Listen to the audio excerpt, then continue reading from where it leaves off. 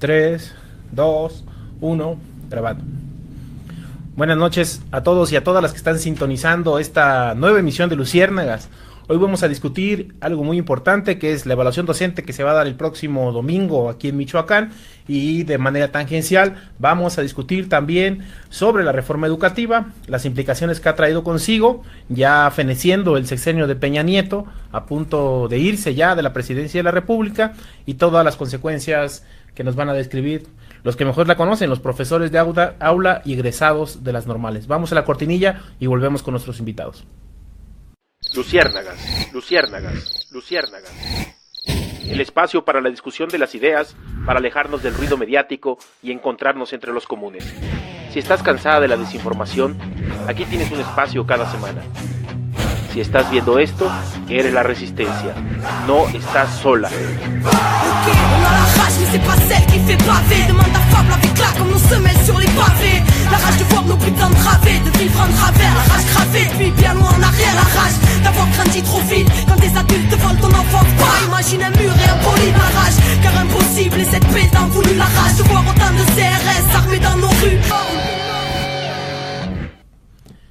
Ya estamos de vuelta en esta nueva emisión de Luciérnaga. Recuerden, ayúdanos compartiendo, comentando y reaccionando a esta publicación para que más compañeros y compañeras puedan integrarse a la resistencia.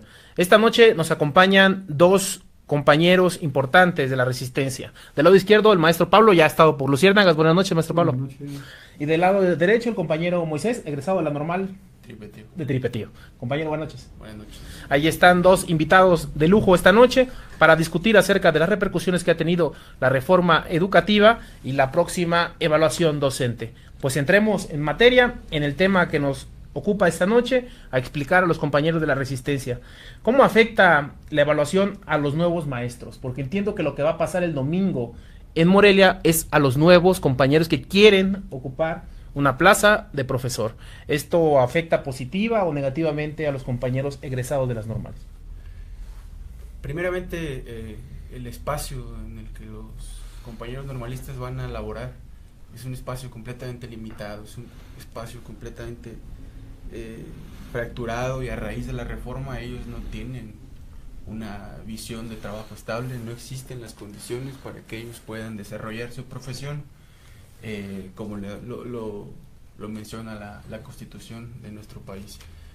En este escenario, la resistencia que ellos han emprendido a lo largo de 2 años, un poco más, es en el sentido de detener la evaluación para acceder a un trabajo estable en el cual ellos puedan desarrollar su capacidad formativa con los alumnos y para lo que fueron moldeados en las escuelas normales.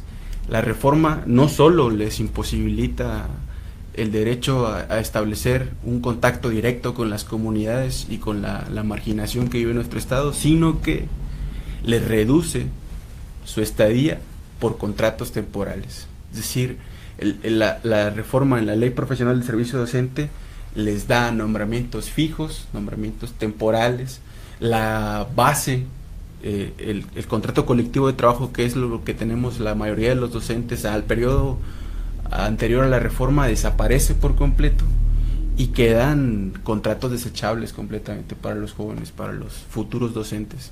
Es decir, son contratados por 6 meses, sus mismos nombramientos dicen y les enmarcan un periodo en el que nada más pueden establecer su labor por 6 meses, y al término quedan a disposición de una Secretaría de Educación en el Estado que, al amparo de la corrupción que maneja y del despotismo que maneja por el gobernador y por parte del secretario de Educación, quedan completamente al desamparo. Esta es la principal función de la reforma educativa, y que afecta de lleno a los estudiantes normalistas, y que lo tienen bien en claro y que lo van a seguir ejerciendo su derecho a la resistencia, y van a seguir ejerciendo su derecho a plantarle cara a una reforma que les mutila de lleno su futuro como seres humanos.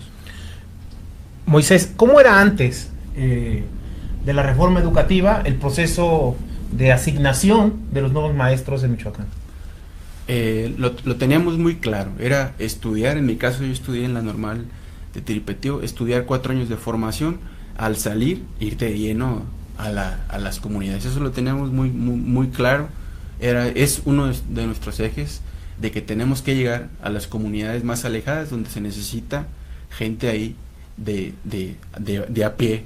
Y el proceso de contratación nos garantizaba, pues obviamente, la remuneración económica para poder establecernos en las comunidades y no estar pensando en que no tienes trabajo, en el que no tienes salario, en el que tienes que regresarte de las comunidades y que tienes que olvidar la profesión. La reforma educativa es muy clara y abre inclusive las puertas y las posibilidades a que personas que no tienen ni siquiera el perfil formativo, claro, como docentes, puedan ingresar, ¿no? Es como si yo de la noche a la mañana me dijeran, órale, estúdiate esta hoja, estas hojas, porque el día de mañana se concursa una vacante en el sistema de salud en el estado, ¿no? Y yo pues macheteo, estudio, hago el examen, me presento, lo paso, ¿no? Y a la hora de estar frente a un paciente, pues yo no tengo formación médica, yo no voy a poder establecer un servicio hacia esa persona. Bueno, pues la reforma educativa es eso. Si tú fuiste abogado, puedes entrar a dar clases a nivel básico, o sea, una verdadera barbaridad, ¿no? Y de paso, abre la posibilidad de meter gente al sistema que desconoce por completo los derechos laborales y que puede ser manipulada más fácilmente por el Estado y por la ley empresarial que en este momento estamos padeciendo, no solo los normalistas, sino los docentes en el aula. Claro, y ahí me gustaría pasar con el maestro Pablo, esto que has hecho ya énfasis tú, o sea, ¿cuál es la diferencia entre un normalista? Porque hoy el objetivo es desaparecer las normales oficiales, ese es el verdadero objetivo, entre un normalista egresado que se va a enfrentar a un grupo de 20, 30, 10 muchachos en una escuela rural, con distintas problemáticas, con distintos elementos pedagógicos que hay que utilizar ahí, retos dentro del aula, comparado con un joven que pues está buscando un empleo literalmente y lo quiere conseguir pues de maestro, ¿no? ¿Y cuál es la diferencia ya en términos llano que va a encontrar un padre de familia con un maestro egresado de una normal y un maestro pues que no está preparado? La diferencia es abismal. Ajá. Yo no puedo ejercer una profesión para la cual no me preparé, ¿no? Yo no puedo ejercer economía porque no estoy preparado. Un normalista no puede ejercer la abogacía porque no está preparado, ¿no? Una enfermera no puede ejercer en el nivel básico, en la educación básica, en un preescolar, en una primaria, en una secundaria, porque no está formada para eso, ¿no? Son 4 años de formación, de preparación, que no pueden ser cambiados nada más por el capricho del sector empresarial, que tiene metidas las manos tan profundamente en el sector gubernamental que los maestros muchas de las veces solamente miramos el lado de la reforma que afecta a nuestros derechos laborales, pero hay otro énfasis dentro de la reforma educativa que nos señala claramente que la intención del sector empresarial no solo es despedir al grueso de maestros con basificación, es apoderarse de lleno de las arcas de la educación pública. Claro. Sí, privatizar. El negocio de ellos es privatizar. De ahí en más que el normalista no solo está preparado para ejercer pedagógicamente frente a un grupo de alumnos, de niños, sino que está preparado políticamente porque conoce el entorno laboral para el que se preparó. Sí, los distintos retos que hay en comunidades rurales como las que describes, donde no hay nada más que el profesor como herramienta de la propia comunidad para sacar los problemas adelante, no solo educativos. Y eso ahí las normales han sido ejemplo histórico. Maestro Pablo, ¿cuáles han sido las implicaciones que ustedes han visto como docentes desde que se impuso la reforma educativa por el gobierno? Pues no habrá que describirlo, el hombre de la Casa Blanca, el corrupto, el gobernante que le ha hecho muchísimo daño a este país, junto con toda una casta de políticos que lo acompañan y de empresarios que impulsan un proyecto privatizador que ya ha descrito Moisés. ¿Cuáles han sido los principales aristas, los principales problemas que han visto ustedes, tanto en el aula como de persecución laboral hacia ustedes?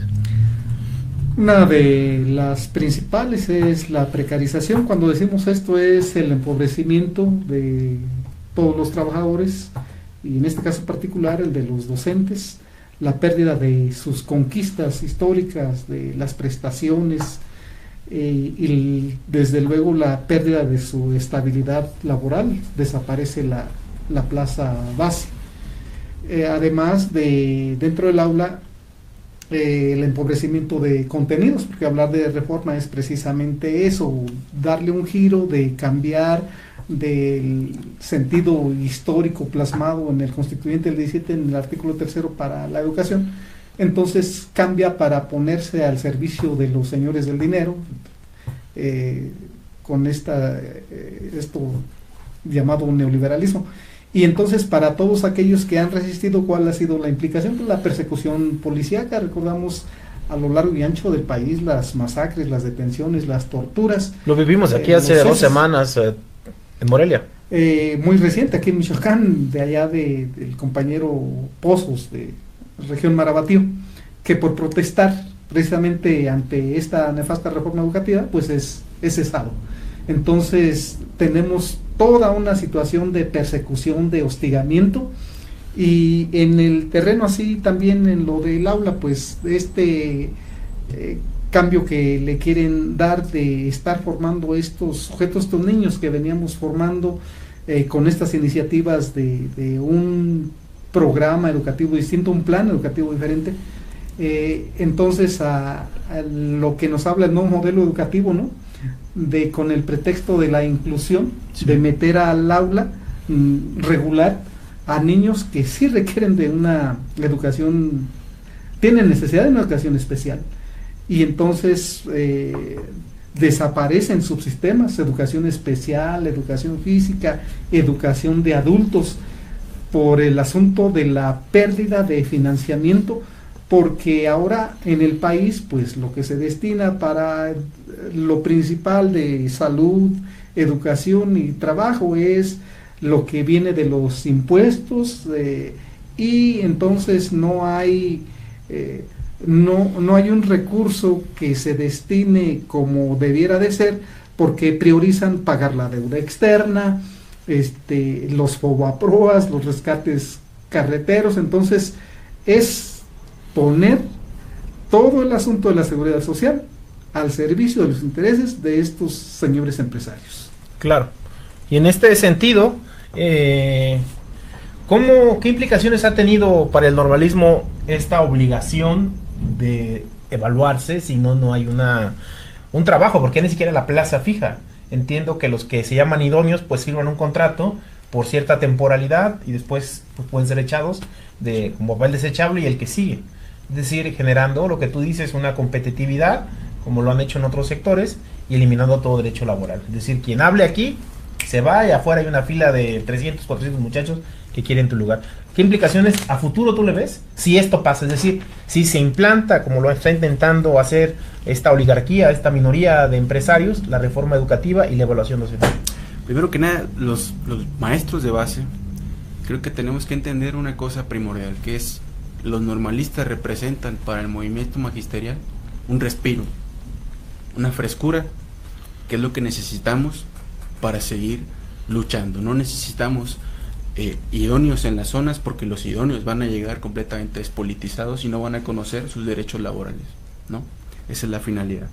El normalismo está siendo víctima de un recorte presupuestal y educativo planeado desde las cúpulas empresariales del país, que desde el año 91, si revisamos el presupuesto educativo que se destinó en el año 91, nos damos cuenta de que se aportaba el 16% del presupuesto hacia la educación.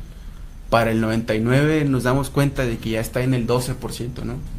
Y para el 2013 nos damos cuenta que está en un escaso 8%, poco más. Estas medidas anclan perfectamente con la autogestión escolar. Y en la autogestión escolar lo único que se comenta es básicamente que se le abre la entrada a programas como Escuelas al 100, que tristemente, y lo dicen inclusive los medios de la Presidencia de la República, como el Universal, mencionando de que de los 50,000 millones que estaban contemplados por parte del sector privado, porque fue un programa descarado que se anunció en la Bolsa Mexicana de Valores, se van a pagar los estados van a terminar pagando 109,000 millones de pesos. Es decir, los estados están endeudados por más de 20 años con este programa, y todo esto lo van a pagar los normalistas si la movilización magisterial no es enfocada a apoyar a los normalistas? Porque me queda bastante claro a mí que hay una parte de la dirigencia sindical que está a favor completamente de pactar con el Estado por debajo del agua y darnos largas a los trabajadores con las problemáticas que tenemos, y a la par los normalistas en su desesperación, muchos que no tienen la formación política adecuada porque no han batallado lo suficiente o porque no han llegado a los espacios adecuados para formarse, están haciendo el juego del Estado. Y a la par también tienes el ejemplo de normalistas que están dando la cara, no solo por los de su generación y por las demás, sino que están dando la cara por un sindicato que a veces parece no ofrecerles opciones. Los normalistas tienen por delante mucho que recorrer aún en esta lucha hacia la reforma educativa. Tristemente, algunos maestros definen que la problemática se define en el 2018, ¿no? La problemática no se define en el 2018. Los normalistas tienen que abocar a su memoria histórica para poder rescatar su profesión, la dignidad social y la educación pública de nuestro país. Claro. Maestro, para ir ya concluyendo el programa, que sigue contra la reforma educativa, ha habido una serie de movilizaciones en todo el país. ¿Qué plan han hecho los maestros democráticos de este país para seguir enfrentando esta criminal reforma? En cada uno de los estados se programan acciones, así vamos a decir, locales, porque en el escenario nacional, desde aquel desalojo de 2013 en el Zócalo capitalino, ha habido ciertas dificultades para llevar la lucha a un escenario nacional. Entonces, ahorita lo que es con urgencia es mañana salir a las calles aquí en nuestro estado, en Michoacán, para demostrarle a Silvano que no hay temor en la base trabajadora, que saben que tenemos que defender nuestros intereses, que el domingo hay que salir con toda la decisión a frenar, a impedir esa evaluación para el ingreso que le está cortando su posibilidad de trabajo a las generaciones 2014, 2015, 2016 y 2017, y que sepamos que ese es el camino, que tengamos claro que los que hoy están al frente, si le hicieron la campaña a Silvano, no podemos esperar que se pongan al frente de un auténtico movimiento de resistencia, sino es desde la base donde debe de surgir, y debemos de plantearnos además ir desplazando a toda esta escoria, a todos estos traidores que nada menos el día de hoy en el centro de convenciones se reúnen quienes estuvieron acá en nuestro lado para una famosa comisión ejecutiva. Están viendo sus intereses, viendo el dinero, en lugar de estar planteando con urgencia esto que digo. Es de vital importancia de tener esta evaluación para el ingreso. Los compañeros de estas generaciones deben de salir muy decididos, porque este es el camino. Desde la perspectiva de los trabajadores es lo que tenemos que hacer. Ningún contingente de trabajadores ha ganado algo así de manera gratuita, nada le ha caído del cielo, ha sido en la batalla. Decíamos en algunas de las consignas, en la lucha callejera vencerá la clase obrera. Es con unidades, es con organización, es con edición, con una idea en la cabeza. Lo que decía el compañero, eso también lo debemos de tener claro, no tenemos que andarnos forjando ilusiones de que pues el 2018 ahí puede resolverse nuestra problemática. Desde nosotros como trabajadores no es así, es la organización desde abajo, que tenemos que dar la batalla.